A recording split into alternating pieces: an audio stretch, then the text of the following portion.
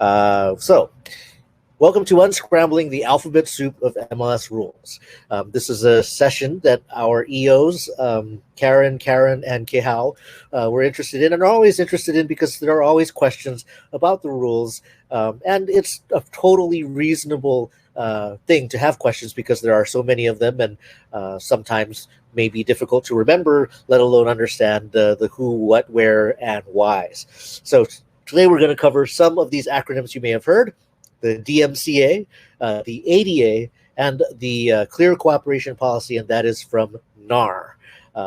You may have questions about other rules and other things. We're going to cover at the very end, if we can, some of the top issues that people have with the rules.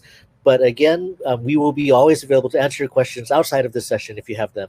So we're just going to cover these today. So the DMCA, alphabet soup, stands for the Digital Millennium Copyright Act, and I didn't say millennium correctly because it's a hard word, even though I'm a parent of a millennial, and that covers the copyrighted ownership of content, including listing photos. ADA is the Americans with Disabilities Act. It covers the accessibility of services and websites and content, but we're going to talk about real estate websites in particular in relation to the ADA, and the Clear Cooperation Policy, which came into effect this year, and it's all about ensuring equal opportunity for all, and it is a national policy that we implemented as well. So let's start with the DMCA. It again covers the copyright and ownership of content. The short version of what you should know for the DMCA is that you should know the process, how the DMCA works. You should have a registered DMCA copyright agent, and we'll cover that. And finally, the most important thing really for the DMCA is to respond promptly if you get a DMCA complaint. So the DMCA provides protections for people who own content, i.e. photographers or writers, video makers. It provides them protections from people stealing your content, but it also offers safeguards for people who publish that content. And if you have a website, and in particular if you have an IDX, that is what you want those protections for, especially because if you have an IDX or search results on your website, you don't necessarily control the things that appear on your website because it is brought in from external sources. So the DMCA has been around for a while, since 1998. It's important for real estate professionals, again, because of your websites, or in the case of the MLS, your usage of listing photographs. And I'm sure you may have had experiences with listing photos that you've taken that may be copied and sent or saved or shared elsewhere. So that's what the DMCA is there to protect. But safe harbors is what the DMCA provides to those of us who have websites in case there's a complaint against us. You have opportunities to mitigate that complaint and not get into actual trouble. So let's cover that. The process first. So obviously, to determine if there's been a violation of the DMCA, you need to determine that it is a copyright violation. This would be something you would do either as the content owner or as the publisher of the content in question. Do you own the photograph in question or not? Now, many of you may be aware that the MLS system research and us as your MLS do provide a couple of copyright options when you submit content to the MLS. And one of those options is to assign the copyright ownership of your photos to us. The good news is, as scary as that sounds, is that just allows us to help in the defense of your content in case there is an infringement. And the license that you grant us in ownership of that photo content does not mean that we can then go print brochures or sell it on Shutterstock. Our usage of that license or ownership of your photo is purely in providing the services that we do as an MLS. But whether it is us, the MLS, that you have assigned ownership of your photos or not, that is the step you do to determine if there's been a violation. The second step of the DMCA process is the notice. They're very gently named takedown notices. Basically, it's a notification from the copyright owner to the person who's publishing the content that you should take down this content because you are not authorized to publish or distribute it. The next step after that, of course, would be to make the call. Are you going to comply, which is you're going to respond to that takedown notice by taking down the content, or are you going to contest it, or basically say, we do believe we have the right to display this content, so we are not going to take it down. So you would either comply or send a counter notice, is what it's described, to the complainant, which starts the next stage of that process.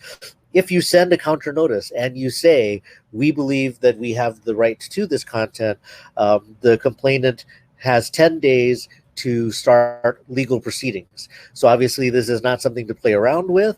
It could be a bluff, but it's not something that you should take lightly. Certainly be sure of your understanding of your right to publish that content. Otherwise, they have 10 days to take legal action, but if they do not, then in 10 days, the complaint closes. So that's the good news, in the sense that it might be a challenge that turned out to not be actual, or it might not have been serious and they don't take action, but it is a serious opportunity for legal action, especially under the DMCA, because you're saying that you are willing, when you contest it, to argue your ability to publish it. So that's the DMCA process. The only way, though, that you can have the protections of the safe harbor as a publisher, or as a website owner, for example, or a YouTube creator or an Instagram poster, is to take these steps for safe harbor. The number one would be to register a copyright agent with the Copyright Office. This was something only introduced in 2007 or 2017, so it might be new to you, and it would be important for you to do that, or for someone in your brokerage to handle that. If you have a website, you should have a copyright agent, and I'll show you where to go to do that. Secondly, you should have a DMCA website policy. That's just like on your website where you should have a privacy policy or a terms of use. One of those links can be to your DMCA website policy. And basically, the most important piece of information in that policy is who to contact if you have a complaint about content. So that is your copyright agent's contact information. And finally, as I mentioned, the most important thing, the one to demonstrate to any legal proceeding that you are serious about this rule, is to respond promptly to takedown notices. So when you get if you get a complaint, it comes to your copyright agent. Even if your response is, we're going to take a look at this, thank you for letting us know, responding promptly is the most important thing that you can do if it comes to later legal action, to show that you understand how the DMCA works. Finally, a couple of caveats to safe harbor, but these would make sense.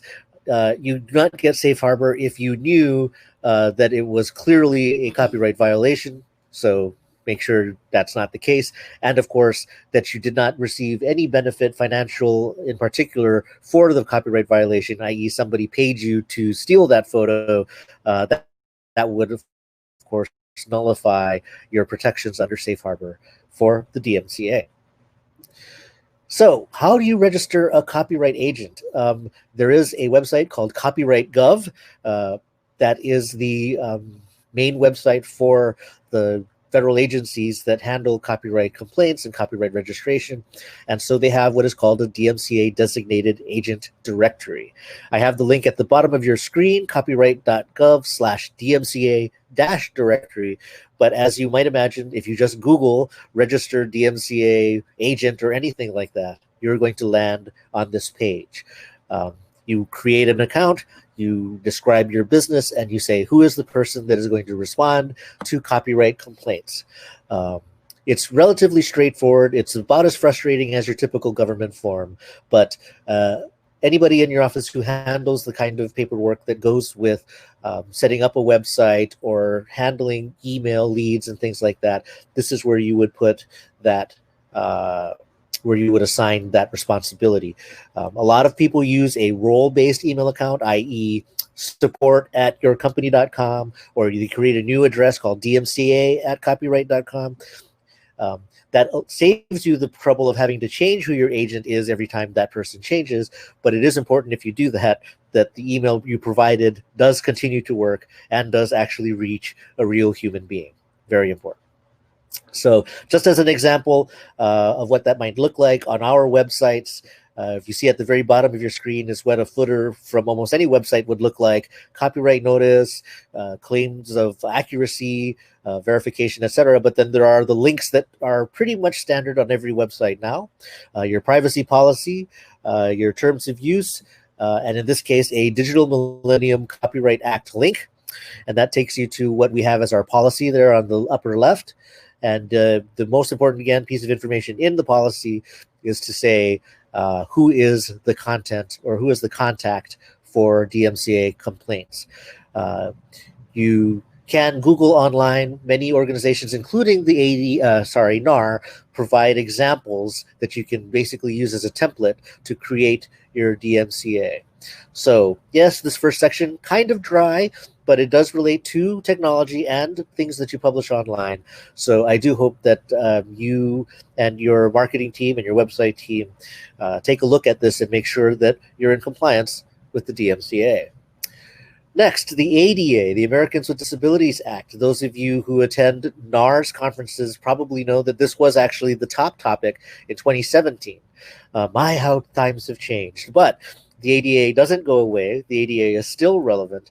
And especially if you have an office where you had to put a ramp outside of your building or you had to work on Braille signs, you're very familiar that with the ADA and that its requirements don't apply just to technology, but to everything: services, physical facilities, and so on. But what we're going to cover here is how the ADA intersects with technologies and specifically your real estate website. So the short version of what the ADA requires of you is to make sure that your content is accessible to all people. It's not about duplicating things or creating extra things. It's essentially that what you provide to the public is accessible to everybody, and that includes people who may have disabilities or other issues that make it difficult to access content or to access your services. If you have difficulty making all of your content accessible to everybody, which is true based on the content, like for example, we had a question once about Matterport tours. Well, certainly it is very difficult to make a Matterport tour accessible to the visually impaired. The other part of the ADA is to provide reasonable accommodations to those who can't access your content, and I'll cover some examples of what that is. So the short version: make sure everybody can access your content and information. And for those who can't, you need to provide reasonable accommodations to them. So what are some of the most common accessibility issues that people encounter on websites? These are very straightforward. And if you're not the website person, you can share this information with your website person, or you can work with us as your website person. But these are what you can... You can probably do a review of your own website to see if these things occur. Number one on that list would be using text as graphics. It makes sense that you want pretty fonts and you want the language or the wording on your website to be beautiful. But when you use a graphic instead of text that someone can highlight and paste, copy and paste, for example, that impacts visually impaired people who use screen readers to read all of the content out loud that as they browse the internet. So text as graphics is a very common design technique, but if you do it, you need to do number two on this list, which is using alt tags descriptions. This is part of website design. It is something we do at HIS. It is something that website designers should all do, whoever you work with. But basically, any image on your website should have a tag that describes what that image is. And it's as simple as that. If you have text as graphics, or if you have a picture of a beach, the alt tag should say what the text says in the graphic, or that it's a picture of a beach. Number three on the list, and this is actually the one that has been the topic of some of the most recent litigation related to ADA, is videos without captions. Now, as everybody makes the shift to videos as a major marketing platform, the accessibility of that content becomes key. Now, if somebody can hear what is being said on your video, that makes sense. But if they are unable to do that, you need to provide captions so that they can read what is being said on your video. Nobu covered in his session last hour one of his favorite tools to do automated captions of videos. There are many of those tools out there. You can Google them, but especially if you use platforms that support captions like YouTube or Vimeo, you're going to want to provide captions. Now, what can you do when you do a live stream video? That's not going to be something you can possibly do a caption for because you're speaking off the cuff and you're broadcasting live. Will be where reasonable accommodations come in. But again, if the platform you're using supports captions, you're going to want to provide captions. And if you're not a wicked fast typer, there are services that can do those captions. YouTube, as you may know, does its best to caption automatically. But if you've read those captions, as in all cases where robots are doing the thinking, you're going to need to do a lot of correction and checking to make sure that it is interpreting what you're saying correctly. So further down on the list of accessibility issues, and this might be something familiar to agents and brokers and people like me who have our trifocals, that small font sizes that you can't read are an issue. Especially if they're fixed font sizes, which means they can't on their web browser hit Command plus or Command minus to make the text bigger or smaller. So in either case, although really fine and small text is kind of techie looking and very modern feeling, it is also detrimental to people who have visual impairments. So larger font sizes are good. There's no hard and fast rule. 18 points is often seen as kind of the best or middle ground for content, but definitely not 6-point fonts on your website. The next one is low contrast design. Now, we're not saying that you should do yellow text on dark purple. You could if you want, but dark gray on black, although that looks, again, very modern and techy, is very difficult for people with visual impairments to read. So using your color palette, working with your designer, as much as really close colors might look elegant, you also want to keep in mind visual impairments that people might have in picking a contrast level for that content. And finally, and perhaps the more obscure one that we wanted to call your attention to, is the ability to navigate your website with a keyboard, i.e. without a mouse. A lot of you may not know that most web browsers support keyboard-based navigation. You can press Tab to advance through all the links on a page, for example, and then press Enter to click that link. You can do this with your website right now. So you want to make sure that it is possible to use a keyboard to get around on your website. The interesting thing there is that if your entire website is a interactive presentation, for those of you who remember Flash, that was a nightmare for accessibility. But even now, a lot of websites are very animated and do a lot of things. They want you to essentially sit and watch the website present something to you rather than have you interact with that website. Those would be more of a challenge to navigate with keyboards. So I would encourage you to try this. It is something that as you become more used to it, you might start to use keyboard navigation, navigate the web yourself, because reaching out to that mouse next to you just takes so much energy. I did want to cover alt tags again very quickly. As I mentioned, these are the descriptions of images on your website.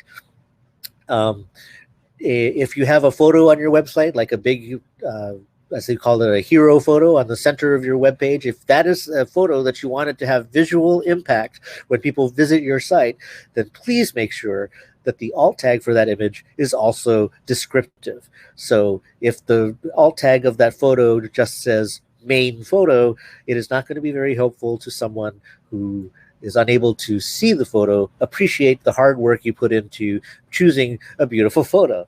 So a good alt tag for that photo might be an aerial shot of the Nepali coast with the jagged mountain range and the brilliant blue oceans.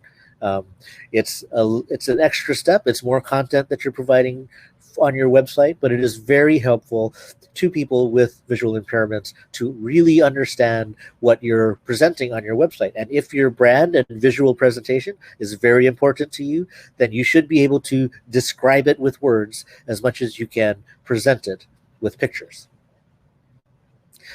What are the penalties for not supporting the ADA? There are, and just so you know, it's not so much that the federal government is specifically seeking violators, but they are driven by complaints by people who have disabilities. So if you can imagine someone who is blind attempting to access your website in your market and unable to reach the information they can bring a complaint against you. At the bottom left of your screen, I thought this was kind of instructive. It's the number of cases at the federal level only. And remember, the numbers are going to be 10 times this at lower levels, state levels. At the federal level only, there were 262 cases in 2016. That was about when NAR started working on their policies and statements. 2017, the year that they made it their number one concern, the number of cases almost tripled. And in 2018, the next year, the number of cases again almost tripled. The good news, if it is good news, is that it's sort of stabilized in 2019. And you might be asking yourself, hey, is 2020, when everything is on fire, is there going to be as much focus on this? And as you can see on the article to the right, the answer for many people is yes. Why? Well, because we are now working from home, because everything is happening remotely, the focus and the need for accessible web internet information is actually higher.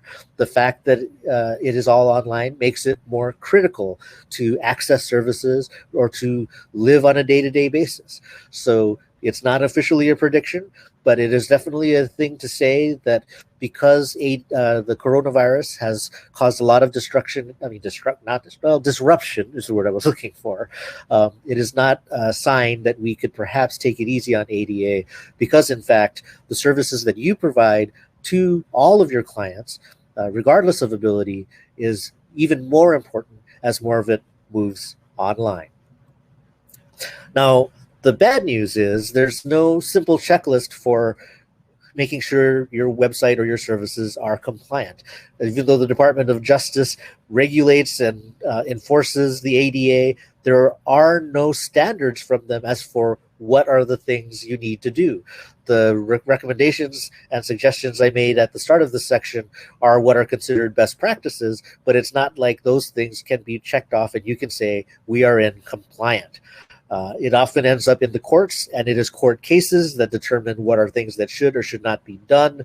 And on that level, there is a standards body that made the Web Content Accessibility Guidelines, the WCAG guidelines, more alphabet soup there. And that is probably the most clear list of things that would make or ensure that a website is accessible. So there is a link on your page, but I encourage you not to visit it unless you are a complete and total nerd, because it is not what I would call regular person readable. It is definitely for your website developer. But that is the most decisive resource to work through to determine if your online services are accessible under the ADA. So if you don't have a checklist and you're not sure, what are the things that you can do now to at least be better prepared for a potential ADA challenge? Well, the 3 steps I would recommend is to, 1, demonstrate awareness, to make clear to people visiting your online services that you are aware that there could be accessibility issues and how you are willing to help them if they have accessibility issues. Second is be proactive. For example, when these cases come to litigation, they actually look to see if an organization or a company took any steps at all to examine accessibility. So just the mere fact that you, certainly attending a presentation on accessibility is important. Sending links like to the WCAG guidelines to your website developer, or providing information on your printed brochures about what people can do if they need additional assistance accessing your content. Those are all things to say that you were proactive about ADA and not just responding all of a sudden because somebody complained. And finally was, as I mentioned, providing reasonable accommodations to people who have disabilities. And what does that mean? Well, as I mentioned at the outset, you all know the ADA is not limited to the website. The ADA is for everything. So you've probably handled physical changes to facilities, to the way doors open, to ramps instead of stairs. It talks about supporting and providing accessible and assistive technologies. That includes screen readers, which are fortunately freely available online to anybody. And in fact, if you are curious, you can download one and try them. It talks about accessible communication. That's the video captions that Nobu talked about and we're talking about here. It also talks about if you hold public events, having an ASL interpreter upon request, or having printed material with braille or large print. Certainly, the ADA does recognize that resources are limited, and you're not. But there is no checklist requiring you to do all of these things. It is just your willingness and your ability to do them upon request that's going to be evaluated. And finally, of course, policy enhancements like allowing service animals in the workplace or flexible work schedules for people to work from home. So this is the higher level view of the ADA. What are the reasonable accommodations you can do, including technology, to demonstrate your awareness? And on the right there is what what NAR, the National Association of Realtors, has on their website. If you recall a few slides ago, I said at the bottom of every web page, you're probably going to see terms of use, privacy policy. You can put DMCA down there. Well, NAR and many people also put an accessibility link on their website. And it basically comes to a page that says something like this, that we intend and will always strive to ensure that our information and our content and services are accessible to all people. And we encourage you to contact us if you require assistance of any kind. And again, very simple, very straightforward, very templatey, but it is very important to be aware of these things and to show your awareness of it to be in compliance with the ADA. Finally, and I might have moved a little fast because I wanted to get to this topic for sure, is the clear cooperation policy. This policy came into effect this year, and it is the source of most of the questions that we at HIS and the MLS get, and almost all MLSs get across the country. It is the clear cooperation policy, otherwise known as Policy 8, of the standard policies and rules that NAR establishes for all MLSs. So the origins of this policy, although it happened very quickly in terms of policy development for anything, let alone the National Association of Realtors, was a presentation in January of 2019 at a NAR event. And the question is one that I'd like you to think in your head the answer to. Have you ever received an inquiry about a property for sale but couldn't find it in the multiple listing service? If you've been in real estate for any amount of time, you probably have the yes as the answer to that question. There's a sign on the property, but it's not in the MLS, so you couldn't find it, or it was known to a certain number of brokerages or agents, but not to you. And the real impact of that, from a professionalism point of view, is that it doesn't make you clearly the subject matter expert on the market if you're not aware of all of everything happening in your market. So the clear cooperation policy ensures that everybody in the MLS knows about the inventory in their market, and that also your clients, your home selling clients, have full exposure of their property. That's the intent of the clear cooperation policy. There's a lot of information out of NAR. Their intent is to shore up the pro-consumer benefits of the MLS, that it makes it the defining marketplace for real estate. And again, it was mandatory for all realtor associations and MLSs to adopt this policy so that it would be standard across the country. So we implemented it, but all MLSs have implemented it. So if there's any frustration, some of the encouragement I can give you is that it's true everywhere. The good news is, at least from my perspective as one of the people at HIS that works on rules, is that there have been a lot of questions, but a lot of compliance. In other words, not much conflict, just a real desire to understand. And once it's clear, everything is made well again. So it's been pretty smooth sailing for HIS and KBR, HIR, and more. So what do you need to know? What is the short version for clear cooperation policy? Well, there is a checkbox in this case. It is one checkbox for if a property is subject to the clear cooperation policy, and it is the phrase public marketing. Public marketing is anything that would allow someone to know that a property is on the market. This paragraph on your screen is what is actually in the policy. It mentions things like flyers, yard signs, websites, email blasts, any listing networks that you might be a member of that has more than one brokerage in it, apps that are available to the public, which would include your website or your mobile app. Interestingly, not presented on this list, even though, again, this policy was developed last year, is social media. But if you were curious or weren't sure, yes, social media also qualifies as public marketing. So your Instagram posts, your Facebook posts, those would fall into this bucket as well. Even if your audience is restricted, or you say, it's a private profile and I have to approve everybody who follows me on Facebook or on Instagram, it would effectively still count as a public marketing platform, the same way as a radio broadcast where only one person is listening still counts as a broadcast. So public marketing is the one checkbox you need to run against any property to determine if it is subject to the clear cooperation policy.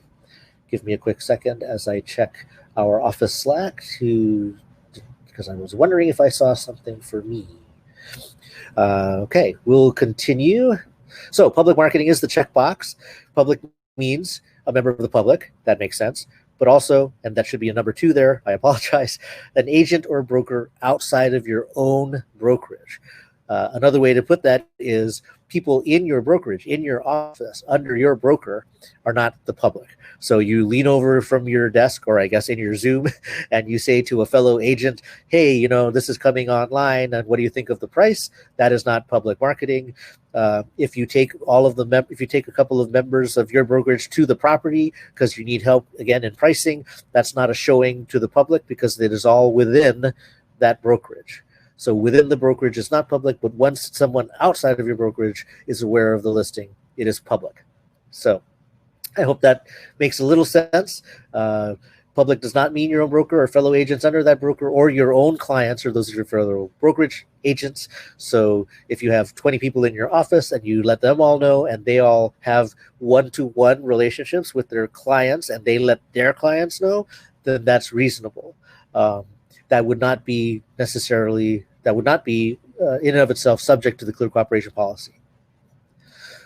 But so you might ask, if that's the case, does the policy prohibit office exclusives? And as a result of that brokerage rule, the answer is no. So there will always be a case where a seller doesn't want their property on the market publicly for privacy reasons. Maybe they're a celebrity or a notorious personality, of which we have a few. And so they say, I want your help to sell this property, but I don't want it out there. Well, that would be an office exclusive. You file a certificate to keep it withheld from the MLS, and you only work within your existing network to find a buyer for that home. So office exclusives are still okay, provided it stays within your office. I think that should make a basic amount of sense. The downside or the counter to that is other people can violate the clear cooperation policy. So in a case where you have a seller who wants to sell their house, they say, I don't want this on the MLS. And you say, okay, it's an office exclusive, we'll keep it between us. But then they post on their Facebook page, hey, I'm selling my house. If you're interested, contact Bob. Well, unfortunately, that puts it into the public marketing boat. So it's not just a matter of whether you as the listing brokerage or the representative of the seller is publicly marketing, but other parties can also make a property subject to the public marketing trigger for the clear cooperation policy. So NAR recommends, as part of your education of your client, if they are someone who is interested in a office exclusive or withholding it from the MLS, that they understand that it also means not that they can't look for buyers, but they can't post publicly or publicize that they're looking for buyers. Certainly if they meet someone at the supermarket or they have a good friend looking for a home, that would be reasonable. But a post on Instagram, I'm trying to sell my house, but it's not on the MLS, that would unfortunately require it to be in the MLS. So, does the certificate to withhold override the policy? There are two ways to answer this question. I answered it not if there's public marketing. So again, a certificate to withhold does keep it out of the MLS as long as it's not posted anywhere. So a certificate withhold is what it says it is. Allows the seller to keep their listing out of the MLS, but it does not mean that it can still be publicly marketed outside of the MLS. You can share it within your brokerage and your clients, but you can't put a sign in front of the property, and you can't be soliciting other brokerages or their agents. The certificate to withhold is often used for agents who have a property they are preparing to list but are not ready for it to be on the market, and that is still a reasonable use as a certificate to withhold that expires or that they cancel when the property is ready to go active. But again, once you're talking about the property being ready to sell or ready to show, a certificate to withhold is valid to keep it off the MLS only if there is not public marketing. There are a number of edge cases that can come up, and again, we're available to answer those questions after this presentation. I'll look in the chat to see if there are questions I can answer live as well.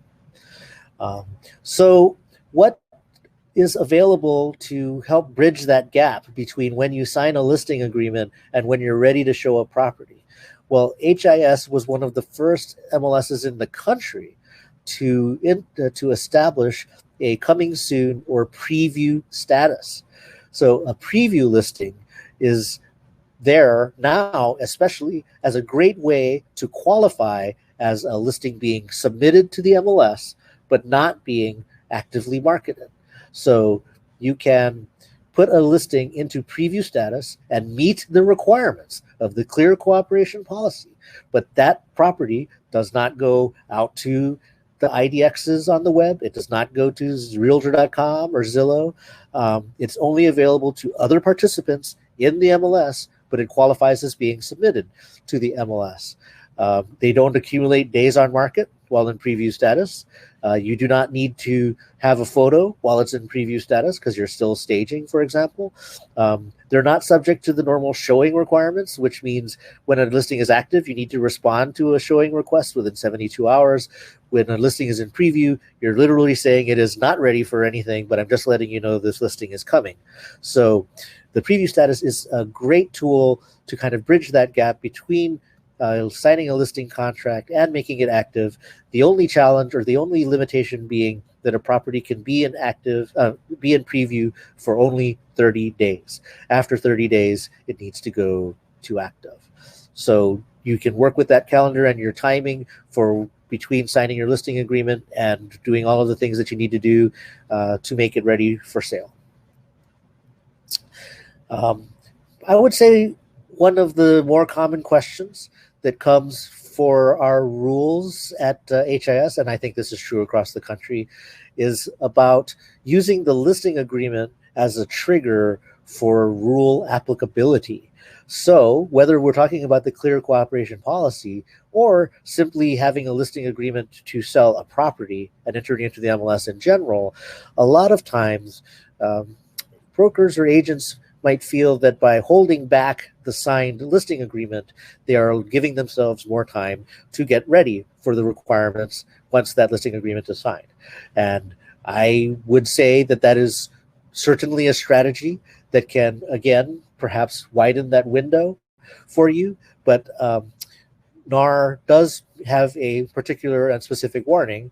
Now, showings within a brokerage without a listing agreement makes sense because, for example, you want to do office exclusives or take your own brokerage's agents to visit the property, get help with pricing or improvements that need to be made. That's all reasonable. But the fact of the matter is, when you are reaching that point where you do have an exclusive relationship with the seller to represent that property, you really should have a signed listing agreement. So if there's a listing agreement, you would need to be subject to the clear cooperation policy. And the fact of the matter is that if you are doing things to market a property even though you do not have a listing agreement, that runs more into the NAR Code of Ethics, and that runs more into, of course, state rules about real estate and licensing. So that would be outside of our hands, certainly in our jurisdiction as your MLS. And again, it is not an uncommon way to moderate or work on properties in that fuzzy area between signing a listing agreement and putting it on the market. But we would just exercise caution that it's not used systematically as a tool, because that would be something that would not be looked upon kindly by regulators. So if you want to know more about the Clear Cooperation Policy, you can go to our help website at help.hiinfo.com. We have an article there. Actually, this was created with the help of Karen Shaw at the West Hawaiian Association of Realtors and then made available to everybody. What WAR does for their caravans is they actually present the Clear Cooperation Policy as part of the routine with every caravan. So it basically has these questions that you can ask if you're going to be announcing a listing coming up. Is it in the MLS in preview status? If the answer is yes, that is good. If not, will you list it in the MLS within 1 business day? If yes, again, you're good to go. But if you are unable to list it in the MLS in preview or active status within a business day, you should probably not announce that upcoming listing in a caravan or in any public forum. So again, you can visit this for information. They also have a lot of articles at the National Association of Realtors website, nar.realtor. If you go to the search bar at the top of the nar.realtor.com website, you will be able to search for Clear Cooperation Policy. And in fact, they say they have 2,455 results. I think that might be a bit overstated, but suffice it to say, they have tons of articles on the Clear Cooperation Policy, why it happened, example Q&As, case studies, scenarios. It's a lot of information, and it can help not only educate you and your fellow agents and brokers, but even your clients, again, as to why this policy exists.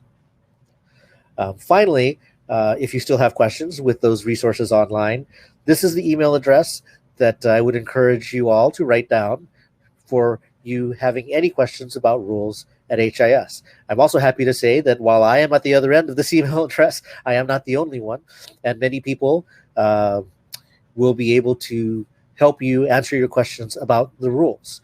I'm happy to say again that our members are very savvy on the rules. They do very well. The cases they come up with are unusual or edge cases, not 101 level cases, and you are all very cooperative when notified of a potential violation. It has been quite encouraging as I moved into this role in the last year to find so much professionalism and awareness among you, our members. So before I wrap and try to get to questions, we're at 10:45. I just wanted to close with what I call the lightning round. When we do send out notices of potential rule violations, what are the most common ones? And if you've been in the industry for some time, I think it's fair to say you might have received 1 or 2 of these, and that's totally okay. But if not, you're very lucky. Here's where you're going to want to focus your attention. The top 5 courtesy notice rule violation topics. We have number 1, missing or inaccurate photos. I'm pretty sure you all know that all listings at some point will need to have a photo to represent the property. So missing photos is less common. I should mention that photos do need to also be part of sold listings. So when you mark a listing as sold, we know it's common to remove a lot of photos, but there should at least be 1 remaining photo on a sold listing. But inaccurate photos is also an issue, and we probably see this a lot, understandably so, on Hawaii Island with vacant land. 1, because how would you know the difference between 1 empty lot and another empty lot? And 2, it's a long drive a lot of times to get to the property. But unfortunately, yes, your photos should be attached to every listing and accurately represent the property that the photo or that the listing represents. Number two would be an incorrect listing status. The most common one here is that a listing moves into escrow, but the agent or broker leaves it as active. A lot of times it's because once you enter the escrow process, you're very busy and there are a lot of other things happening. A lot of times there is a concern that when a listing moves into contingent status, that it will no longer be as visible and will not catch backup offers, so people leave it in active. But again, please, if there is any reason that a property has a contingency on it that might impact another agent and a buyer's ability to purchase it, such as an existing escrow agreement, it should be in contingent status. Number three, again, most of our members are really good about this, and it's very hard when you're writing your property description to avoid it. It's a call to action or contact information in the public remarks. Now, you may have received some notices from us that seem really picky, like when it says, if you wrote something like, we really have to show this property to you, and you're saying, how is that a call to action? But because we want to be uniform and not get into gray areas, we are very strict on this particular rule. Anything that would encourage a potential buyer to contact the listing agent and not a representative is considered a call to action. So even though you're just saying, we would love to show it to you, that sounds like you're saying, go contact the person who would love to show it to you. So that would count as a call to action. And of course, contact information is a no-no, but most of the time this does not happen at all. Number four, especially as we move into coronavirus and beyond, more virtual or video tours. But these, just like photos and public remarks, should not have identifying information in them. So if you're walking the property with your new DJI Osmo stabilized camera, if you have a sign on the property, that would be an issue if you capture that in your video. Or as what happens sometimes, your website webmaster puts the video on your website and says, here's the link to put in the MLS. Well, unfortunately, URL to the video would reveal the listing brokerage, and so in that case would not be valid because it would be identifying information. I'm happy to say that HIS just this year introduced its own video hosting service. So if you would like to work with us and we can ensure that your videos are compliant before posting, that's always an option. We always try to find ways to address your pain points and provide a one-stop shop for services. So it would be available to you. If you're interested, we can let you know. And finally, number five is for leasehold properties. Very uncommon, but they exist. Need to have a declaration in the first line of the public remarks that this is a leasehold property. I want to give those of you on this conference a sneak preview that this requirement for leasehold properties will soon be implemented for fractional properties as well. And if you're curious why this rule exists, it's been described as the Zillow problem. And that is because although everybody in Hawaii knows how important the clear disclosure of a leasehold property is, it's not something that Zillow is subject to. And so you might have a beautiful 4-bedroom home for $800,000 and a leasehold property next door for $200,000. But as far as Zillow is concerned, the $200,000 property is just a great bargain. So we need to make clear to people as much as we can that there is a factor in the ownership or the tenure of that property that affects both the price and the value of that property. So again, if you're selling a leasehold property, it needs that declaration in the public remarks, primarily because syndicating sites don't show leasehold properties the same way Hawaii websites do. Okay. So if you follow those five, if you follow the clear cooperation policy, ADA and DMCA, everything will be perfect. Sounds simple, right? Well, probably not, but we are here to help. Again, if you have any questions, you can let us know. It allows you, being aware of the rules allows you to avoid processing fees. That's what they're called in our rules. I am happy to say that in my memory, or at least from as I've worked on it, I can't remember it happening, but it does exist. I should say that in continued violation of the rules lead to the removal of the listing. You might ask, well, if the problem is that there's a phone number in the remarks and I'm just not going to take the phone number out, why don't you just go in and remove the phone number for me? Is, believe it or not, we're not allowed to take actions that an agent or broker would on a listing like that. So our only option, if you don't make the change to the listing, is to remove the listing. And finally, of course, you want to avoid ethics complaints from your fellow professionals, or at the worst case scenario, any legal action. There may be other MLSs you are aware of who make, I would say, a line item budget target for processing fees. That is not HIS. And again, I hope I'm not breaking any rules by saying I can't remember the last time we've assessed a processing fee. So it's not about money. It's about professionalism. That's what Faith says all the time. That is what we strive for when we're working with you on these rules. Okay. If you need to get in contact with us, you can use the various options to reach us, rules@higheinfo.com, as I mentioned. If you want to report a potential rule violation, you can let us know. We don't rat you out. In fact, because of all of the listings in our system, we often depend on fellow agents to help us identify potential problems in listings. So you can contact us. We'll keep it confidential. So thank you very much for your time. I'm sorry I took the extra 5 minutes there, but I am now going to stop